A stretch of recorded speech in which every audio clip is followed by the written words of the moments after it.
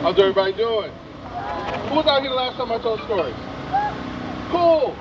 So if I say I go, you say what? Amen. I go? Amen. I go? Amen. I go? Amen. I'm going to tell you another story. You ready? I go?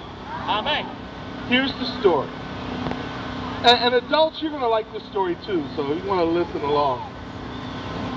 A long time ago, there was a man and wife who were young and got married.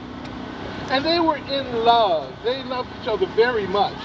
And one of the things they loved to do was on her birthday, they would dance. They would get together and they dance around and dance around. And they danced like that for the longest time. Well, soon, God blessed them that they would have a child. And she was getting ready and she was big and about to have the baby, and it was on her birthday. And they were dancing. And while they were dancing, all of a sudden, it was time to have the baby. And they rushed to the hospital as quick as they could, and they got into the hospital, and the doctor came out. But something was wrong. The doctor came over and told him that the man, that he had a beautiful baby girl.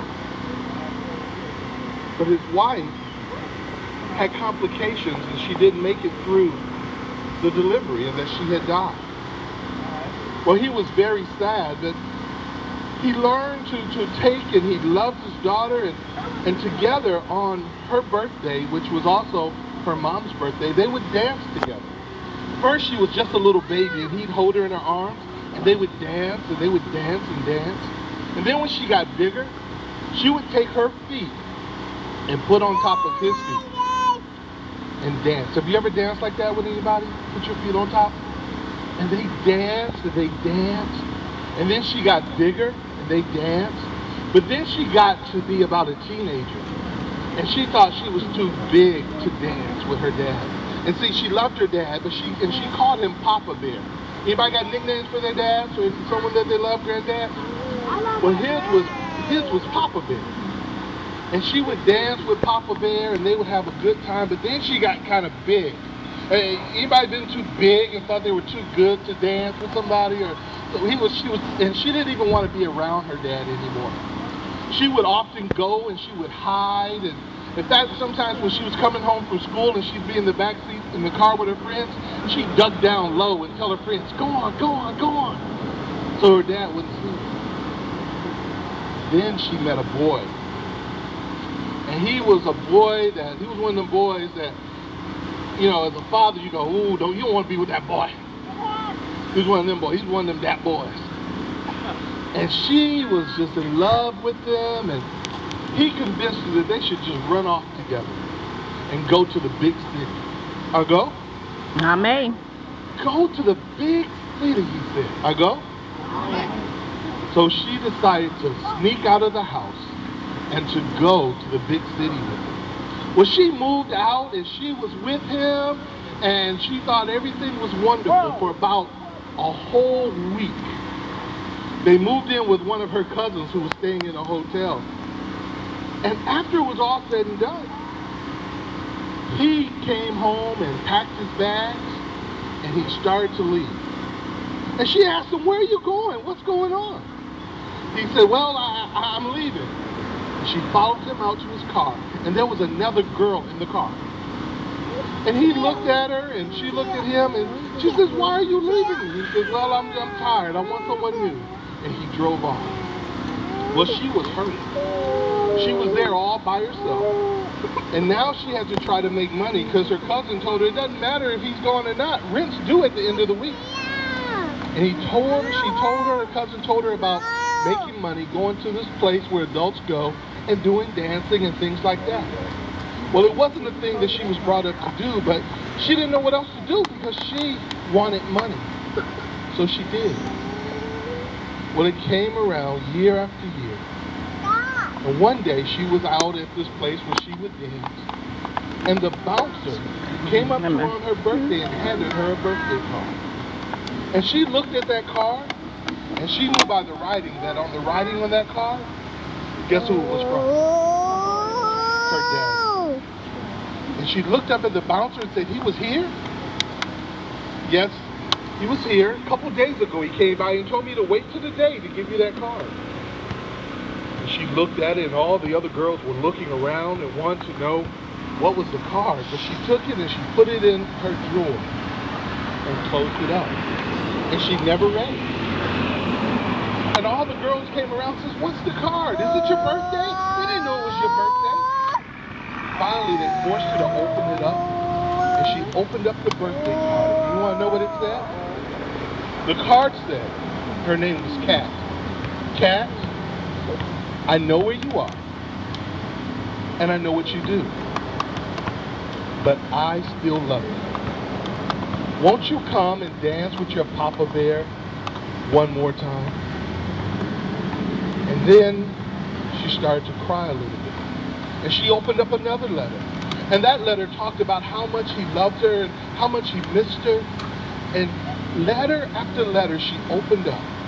And she read just how much he really loved her. Well, her dad, every year on her birthday, even after she was gone, he would throw a party. He would invite family and friends over, and they would celebrate her birthday. While he's out celebrating and they're having a good time, I'll go. While they're celebrating and having a good time, I'll go. While they're having this great time, everybody's laughing, and then all of a sudden, the entire room became silent. And her dad looked at the door, and there was Kat. She was standing there with that card in her hand. And she said, Papa Bear, will you dance with me one more time?" And her father looked at her and walked towards her. And he reached out his hand, and she put her feet on top of his feet. And she put her hands in his hands. And they began to dance. And they danced, and they danced, and they danced. And she learned a valuable lesson that day. That no matter what she had done in her life, no matter what mistakes she had made in her life, that her father would always love her. In this story, have you ever felt, grown-ups especially, have you ever related yourself to somebody in the story? Anybody ever felt like the daughter? Anybody ever done something that you shouldn't have done, or been somewhere that you shouldn't have been, and had a hard time? Anybody? Do I got the right group? Have you been there? Have you ever felt like sometimes people wouldn't forgive you for the mistakes that you made? Have you ever felt that way? You did something wrong and maybe you thought mom and dad wouldn't forgive you? Well, you know the dad in this story? Do you know who he represents? Who do you think the dad in this story represents? Jesus? Anybody else? God? God. And the little girl represents who? Us. And sometimes we know how to do, we know what we should do, but we choose to do otherwise, don't we? And sometimes we'll walk away from God.